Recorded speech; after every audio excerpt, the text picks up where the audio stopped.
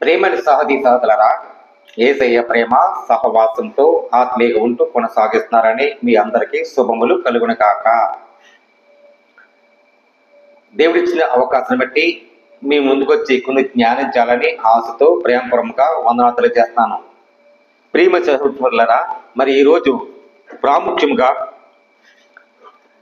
కొన్ని సత్యాలు మీకు వివరించి మాట్లాడాలని.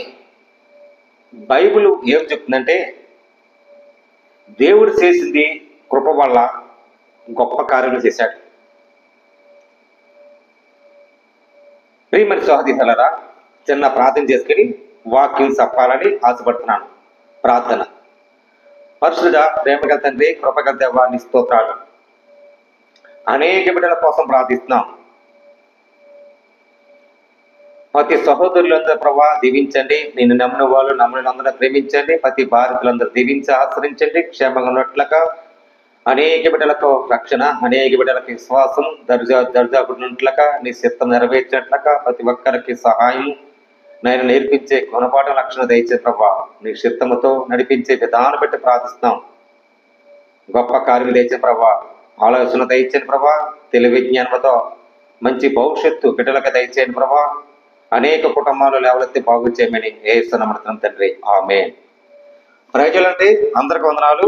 మరి ఇక్కడ కొన్ని సత్యాలు మీకు ఇవ్వాలని ఆశపడుతున్నాను. దేవుని కృప గొప్పది అనే మాటకి దేవుని కృప గొప్పది. ఈ గొప్ప అనుమానికి రక్షకుడు అని ఉన్నాడు, రక్షించడానికి వచ్చాడు యేసు. మరి దేవుని కృప లేనిదే మనం ఎలా నడుస్తాము? కృప కావాలి. కృపగల దేవుడు కృప చూపించే రక్షణ. ప్రియమిత్రులారా, ఎఫెసీయులకు వెళ్తే అక్కడ 2:8 వెళ్తాం చూడండి.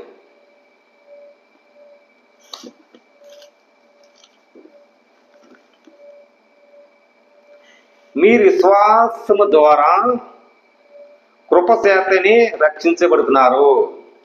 ఏంటండి? విశ్వాసము ద్వారా. విశ్వాసం ఎక్కడ ఉంటుందండి? దేవుని యందు ఉన్నాడండి. మన విశ్వాసం పెంచుకుంటా, విశ్వాసము ఉండి దేవునికి ప్రార్థించటం ఒక ఏర్పాటు చేసుకుంటాడు.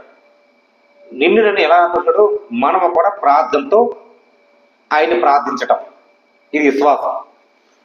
ఆవగినంత విశ్వాసం చాలా గుండ్రంగా ఉంటుంది. అది రక్షించేది విశ్వాసం, మేలు కోలుకునేది విశ్వాసం, ప్రేమ కూడా గెలిచేది విశ్వాసం. విశ్వాసం పట్టుదలతో ఉండాలంట. ఎలాగండి? పట్టుదలతో. మరి ఏ రకంగా మనం పట్టుదల అనుకుంటున్నామండి? మీరు విశ్వాసము ద్వారా కృపచేతనని రక్షించబడుతున్నారు. ఇది మీ వలన కలిగినది కాదు. ఎవరి వల్ల కలిగినది కాదండి? దేవుడు వలనే. ఈ రోజుల్లో విశ్వాసముతో పెంచుకుంటారని, ఇది నా విశ్వాసమే, నా విశ్వాసమే ఇంత రక్షించబడ్డాను, నా విశ్వాసమే నాకు జాబ్ వచ్చింది, నా విశ్వాసమే నాకు ఇల్లు వచ్చింది అని ఎంత ఆస్తికస్తులుగా ఇలాగ మాట చెప్పుకుంటారు. అది సాధ్యం కాదు. మీ విశ్వాసం సాధ్యం కాదు. దేవుడు ఉన్నాడని వరం బట్టి, దేవుడు నమ్మకస్తుడు ఉన్నాడని వరం పెట్టి, దేవుడు నీతిమంతుడు ఉన్నాడని వరం పెట్టి, దేవుడు వరము లేదు నువ్వు విశ్వాసం రక్షించబడతావు. దేవుడు వరాలు ఇవ్వనుంది, నువ్వు నీతిమంతులు ఎలాగెచ్చబడతావు? దేవుడు వరాలు ఇవ్వలేదు ప్రతి విషయంలో, జాబ్ విషయాల్లో నీ విశ్వాసమును ఉంచుతుంటావా? కాదు.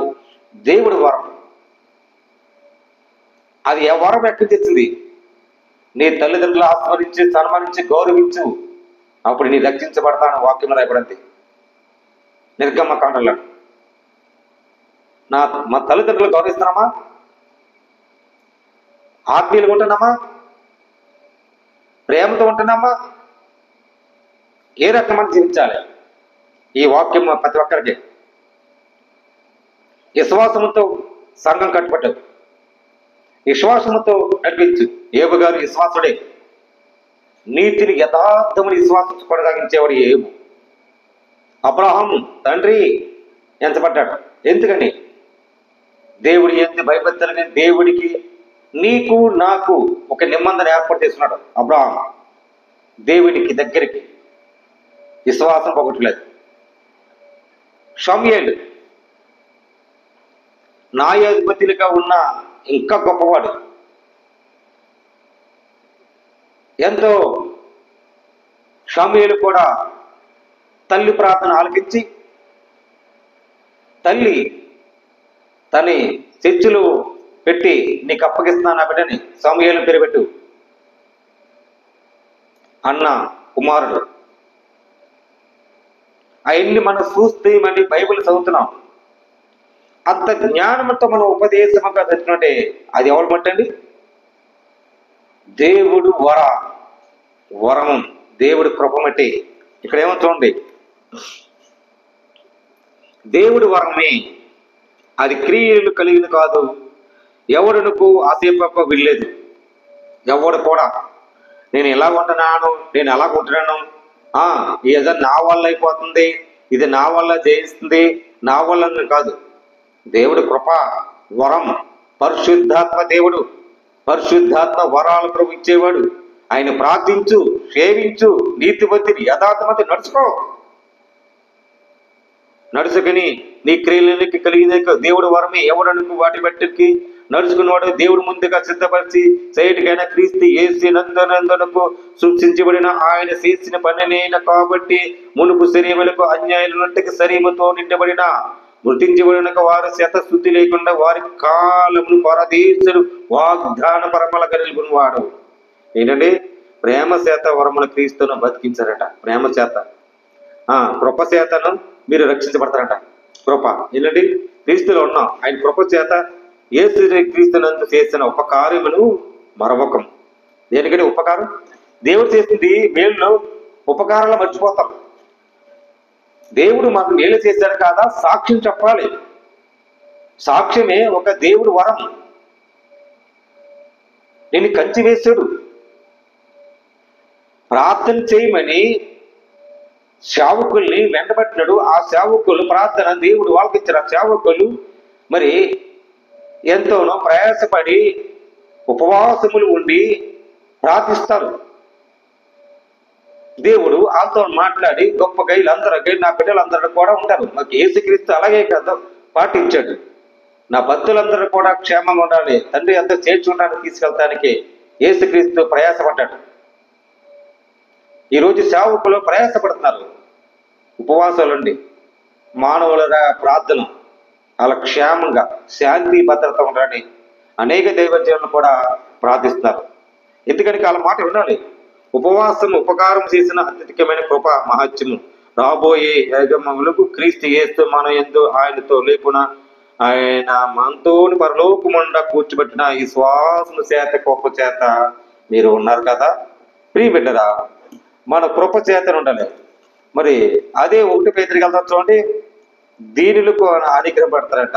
దీనులు 1 పేతురు 5:5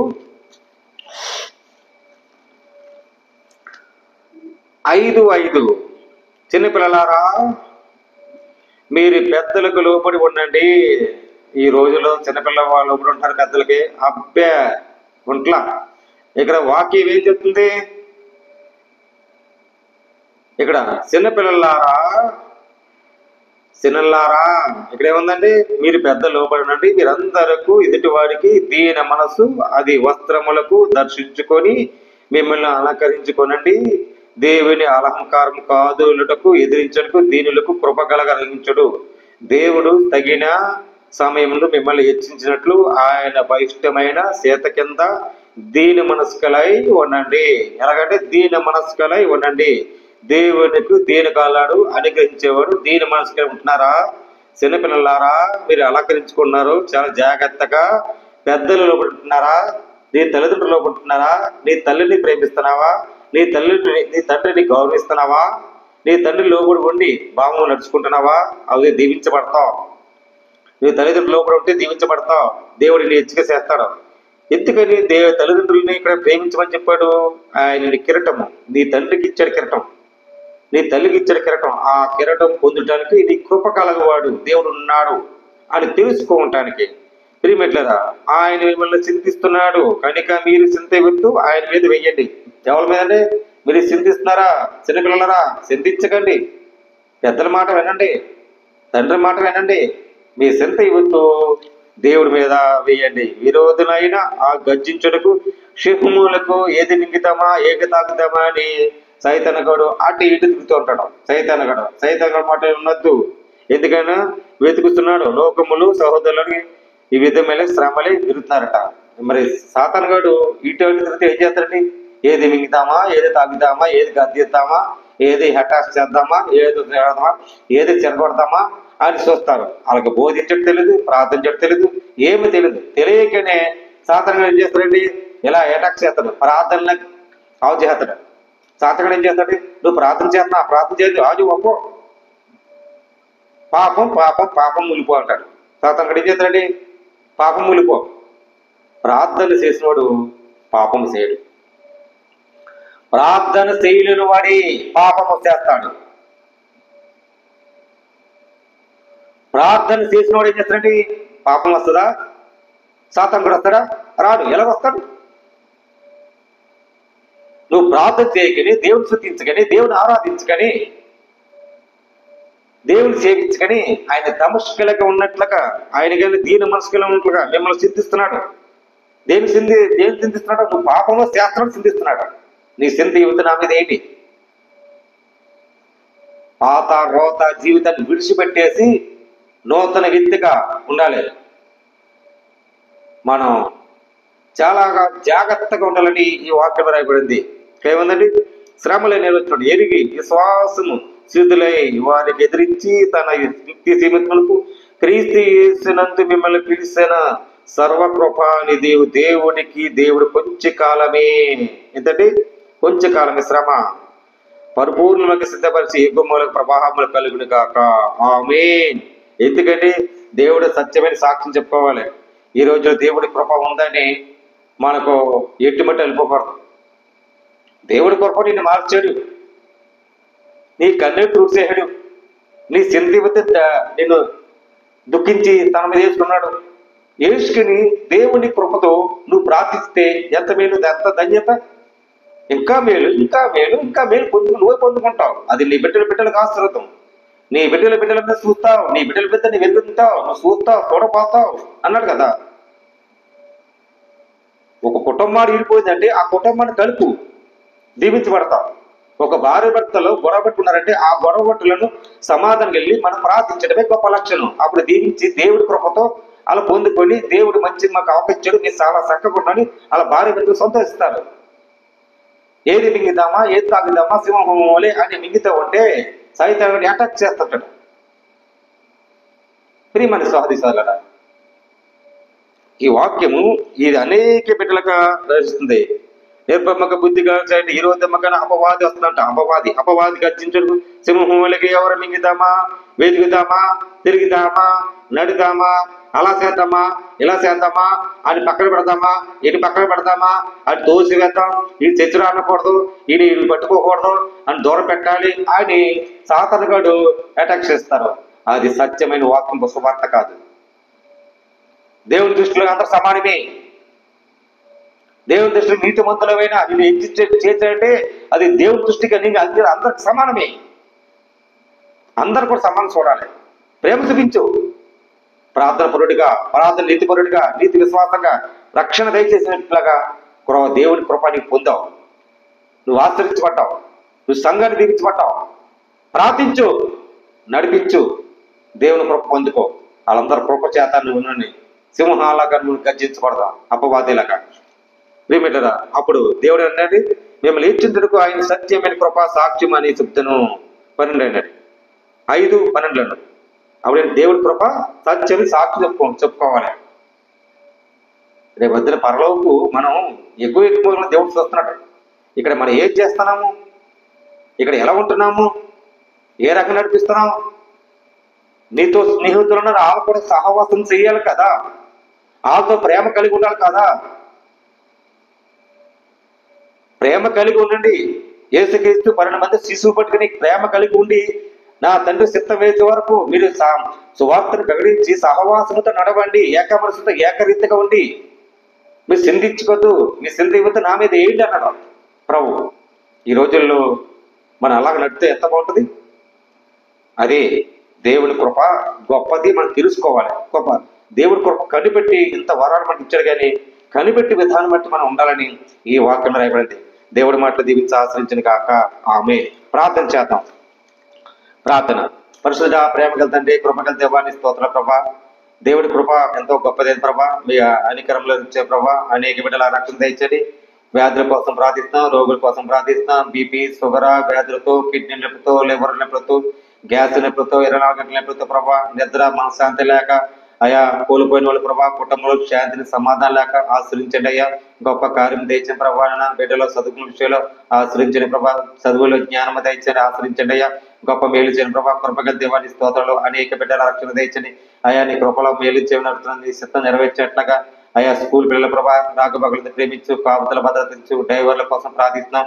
వాహనంలో ఎడుతుండగా ప్రయాణం అంతట్లో తోడుకుంటూ కాపుతల భద్రత ఇచ్చే ప్రభా. దేశ విదేశాలు, గర్భ దేశాలన్న ప్రతి సహోదరులందరూ దీవించి ఆశ్రయించండి. అలా క్షేమం అట్లాగా అనేక కృపలో బలపరుచు దీవించు. ఎక్కడ పని చేస్తున్నారు, ఎక్కడ కష్టపడుతున్నారు, ఎక్కడ నివసిస్తున్నారు, నీ సాక్షి నిలబెట్టుకుని ప్రభా, నా సహోదరులందరూ నడిపించే గొప్ప వరాలు, గొప్ప సాక్షి నిలబెట్టుకోమని యేసు నామమున తండ్రి ఆమేన్. ప్రజలండి అంతర్గంధ్రాలు.